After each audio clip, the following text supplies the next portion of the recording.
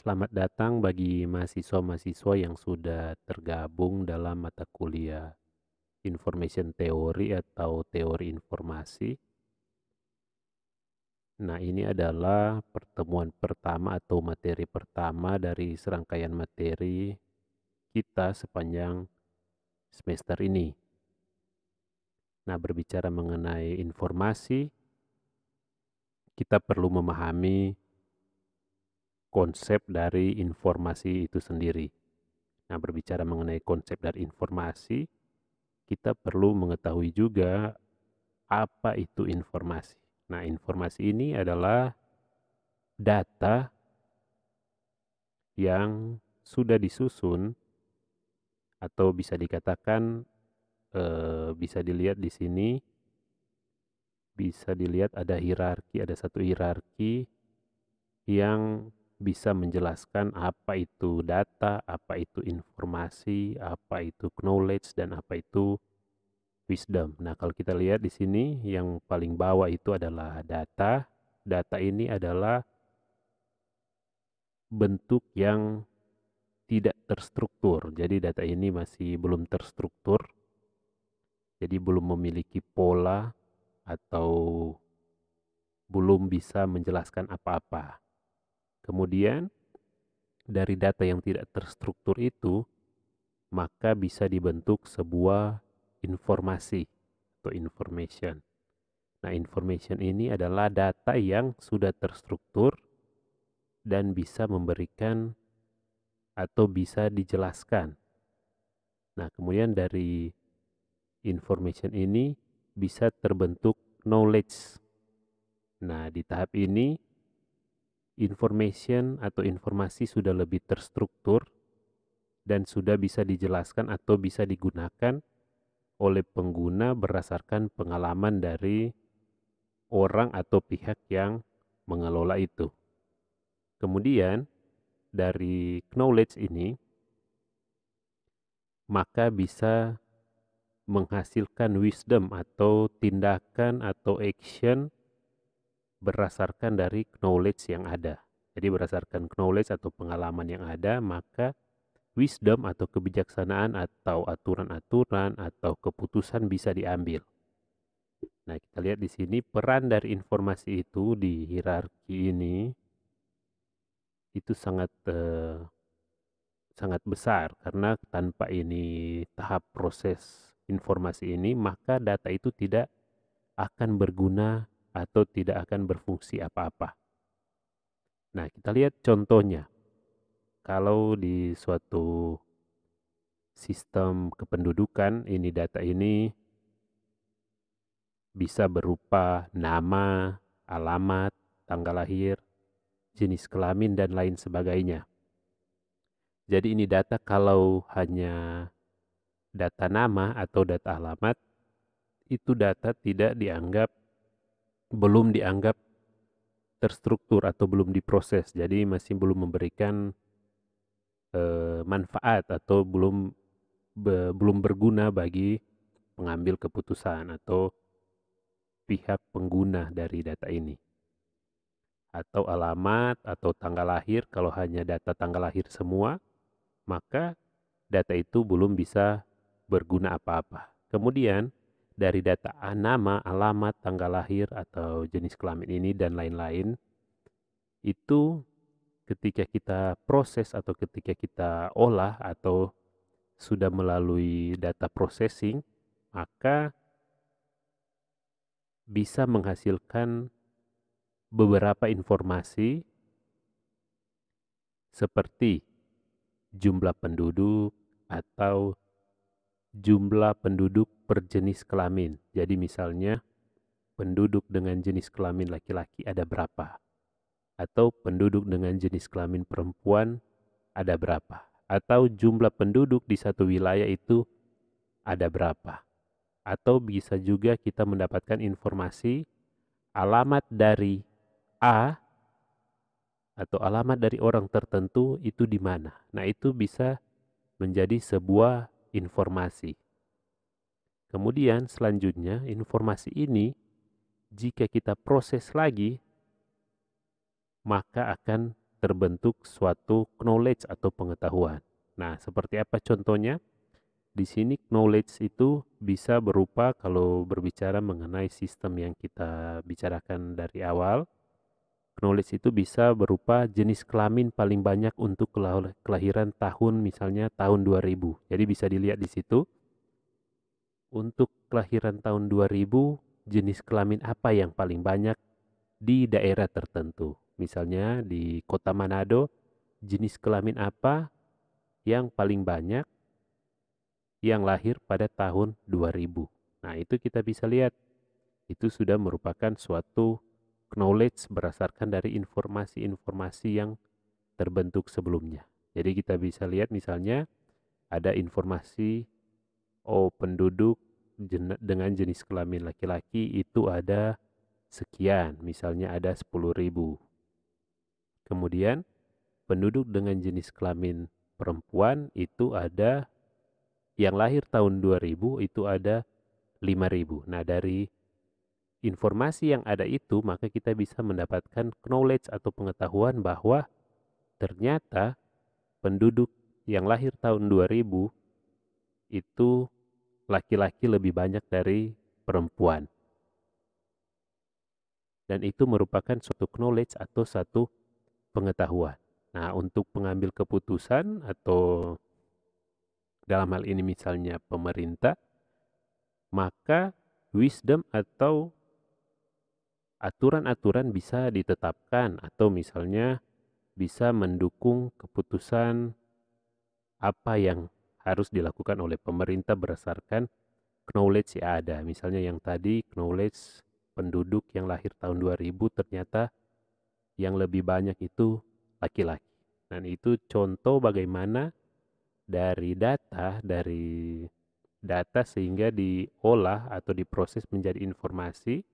Kemudian informasi itu diolah lagi menjadi knowledge, dan knowledge itu bisa dimanfaatkan menjadi sebuah wisdom atau bisa menghasilkan sebuah action atau sebuah keputusan.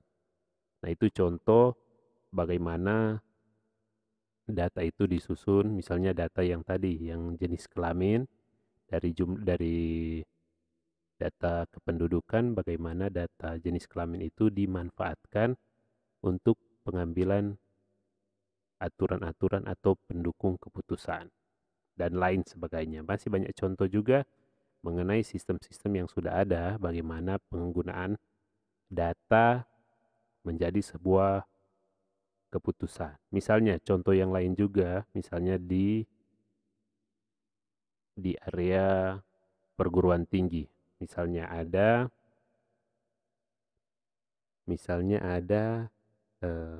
data siswa dengan alamat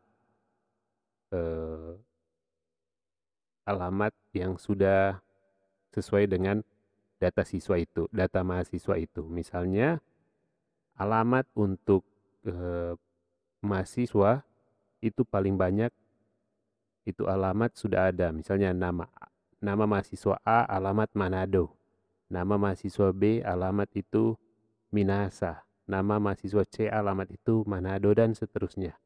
Nah, dari data itu bisa menghasilkan informasi bahwa ternyata mahasiswa dengan alamat Manado itu berjumlah 10.000.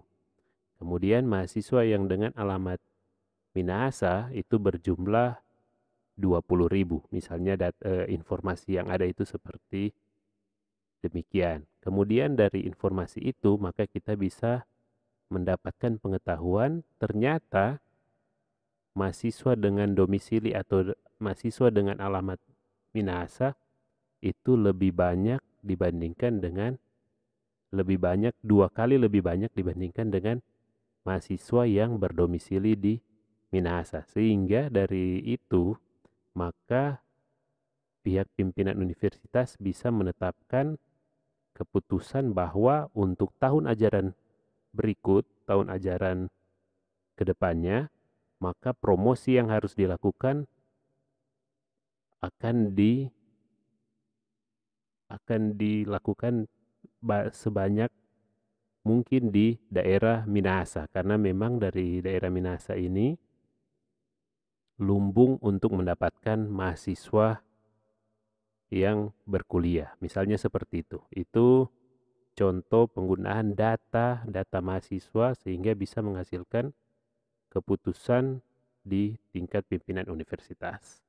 Jadi dari hierarki itu kita bisa mengerti atau kita bisa lebih jelas bagaimana itu konsep dari informasi itu terbentuk. Kemudian ada juga keuntungan dari informasi di dunia nyata yang kita bisa saksikan. Ada beberapa film yang sudah mengemukakan itu bagaimana penggunaan informasi ini bisa meningkatkan daya saing. Penggunaan informasi yang baik akan meningkatkan daya saing. Nah, di sini ada sebuah film yang berjudul Moneyball. Di situ berbicara mengenai satu tim baseball dengan dengan kualitas pemain yang biasa-biasa saja, tapi dengan penggunaan data atau informasi yang baik, maka coach atau pelatihnya bisa membuat tim tersebut berprestasi. Nah, kemudian ada juga film yang lain yaitu The Imitation Game. Nah, ini kedua film ini merupakan kisah nyata atau true story yang bisa menggambarkan bagaimana itu penggunaan informasi benar-benar bisa memberikan atau meningkatkan kompetisi atau meningkatkan daya saing dari pihak tertentu. Nah, di sini di Imitation Game bagaimana berbicara ada satu toko yang menghasilkan sebuah mesin yang bisa memenangkan perang pada waktu itu. Nah, ini kedua film ini yang sangat memberikan pengertian mengenai kehandalan dalam penggunaan informasi itu. Kemudian, hal selanjutnya setelah kita mengerti bagaimana itu konsep dari informasi, hal selanjutnya yang kita perlu mengerti atau kita perlu paham bagaimana itu perkembangan informasi saat ini. Nah, bisa dilihat di tabel yang ditunjukkan ini bahwa ini adalah satuan ukuran dari kapasitas data. Nah, ini mungkin Anda sudah sering dengar mengenai kapasitas kilobyte, megabyte, dan gigabyte. Nah, itu saat ini kita sudah sampai di paling banyak kita lihat itu paling banyak di terabyte. Dan di luar sana di perusahaan-perusahaan besar malahan penggunaan datanya itu sudah sampai di zettabyte dan seterusnya. Jadi di sini 1 kilobyte 1 kilobyte itu adalah 10 pangkat 3 byte data. Kemudian 1 megabyte merupakan 10 pangkat 6 byte data. Jadi 1 megabyte sama dengan 1000 kilobyte. Dan seterusnya. 1 gigabyte sama dengan 1000 megabyte. Jadi berarti 1 gigabyte sama dengan 1 juta kilobyte. Bayangkan yang sekarang data yang kita gunakan itu kebanyakan di gadget kita masih di kapasitas gigabyte. Bayangkan kalau satu saat nanti kapasitas gadget kita mungkin akan sampai di terabyte. Bayangkan itu data yang bisa disimpan di dalam gadget kita atau di device kita itu seperti apa banyaknya, ya.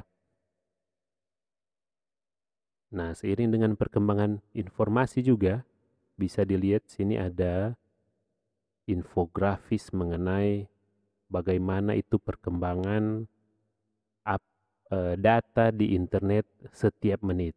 Bisa dilihat di sini bagaimana itu yang paling banyak misalnya YouTube. Bagaimana dalam setiap menit itu tercatat 277.000 aktivitas login. Kemudian ada 6 juta Facebook view di situ yang bisa tercipta dalam 1 menit. Nah, di infografis ini juga kita bisa melihat bagaimana ini perkembangan data yang terjadi di internet dalam setiap menitnya. Baik itu aplikasi-aplikasi yang sudah sering kita gunakan, Google, YouTube, Twitter, Flickr, dan lain sebagainya.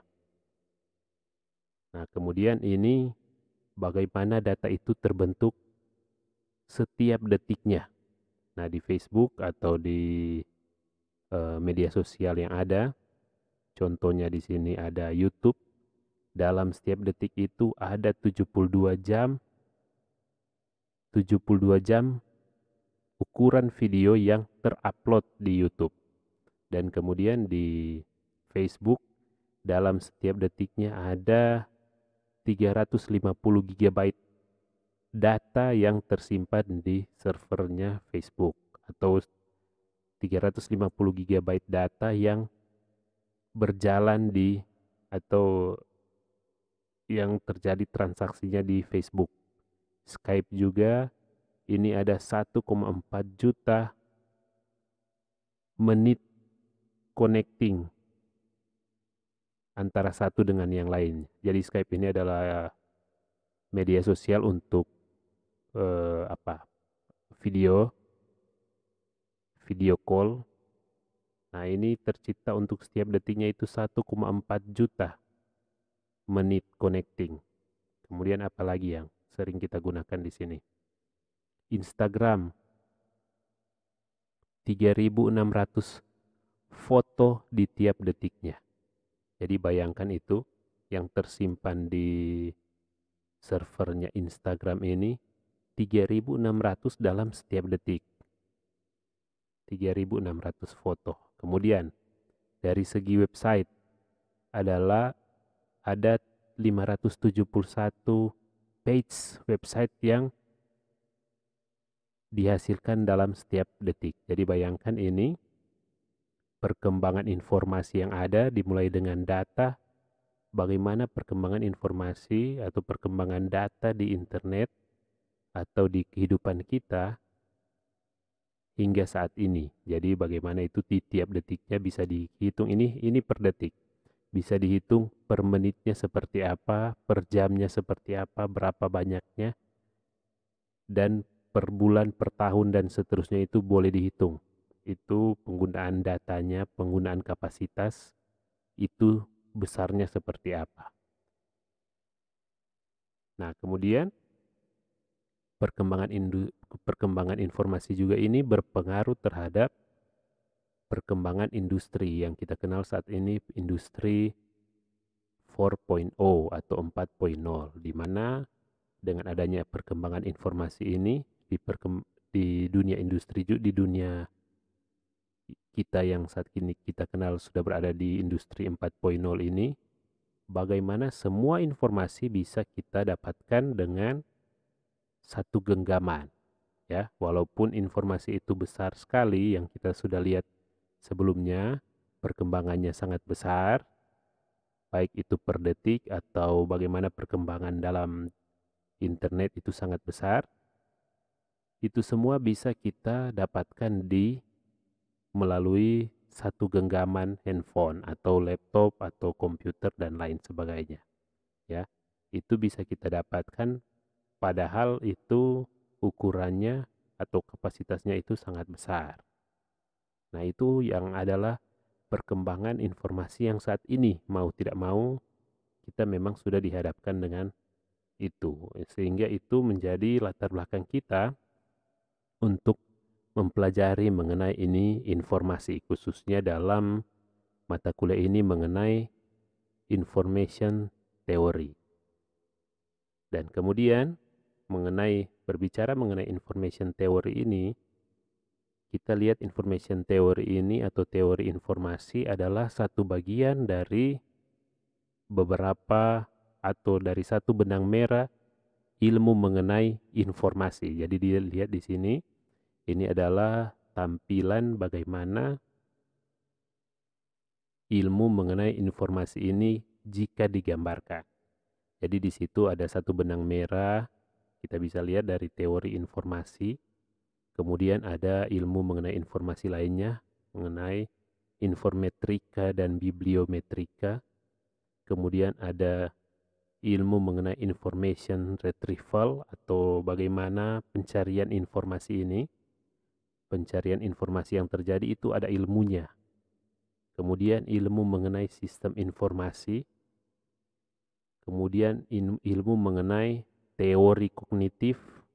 Kemudian ilmu mengenai perilaku informasi. Ilmu mengenai masyarakat informasi.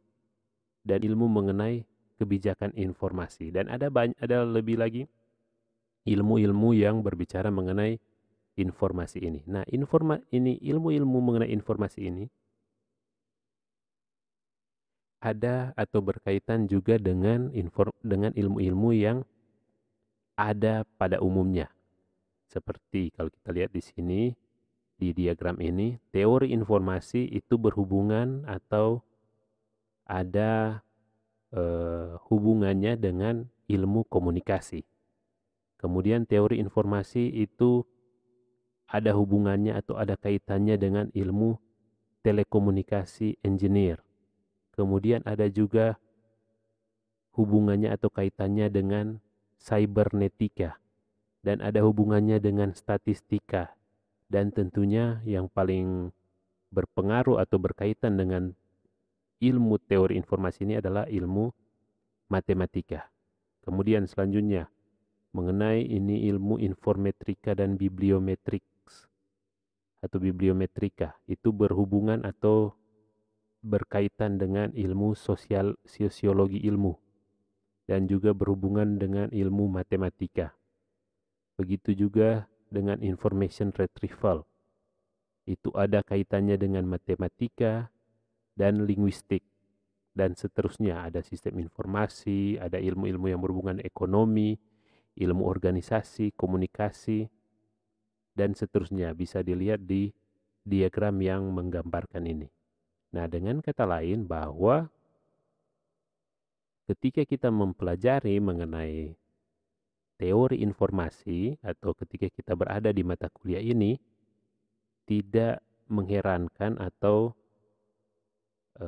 tidak terlepas dengan ilmu-ilmu yang lain. Jadi ketika kita mempelajari mengenai teori informasi, kita juga di dalamnya juga kita akan mempelajari mengenai matematika terapan, statistika, ilmu komunikasi, telekomunikasi, engineer, dan lain sebagainya.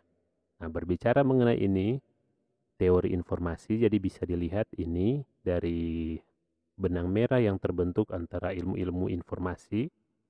Ini teori informasi adalah salah satu bagian yang perlu juga kita pahami sebagai mahasiswa program studi teknik informatika. Nah, untuk 1 semester ke depan, kita akan mempelajari atau kita akan membahas, kita akan berdiskusi mengenai teori informasi itu seperti apa. Nanti kita akan lihat di pertemuan-pertemuan selanjutnya atau di materi-materi selanjutnya. Untuk itu, materi kali ini sampai di sini. Nanti ketemu lagi di materi selanjutnya. Terima kasih.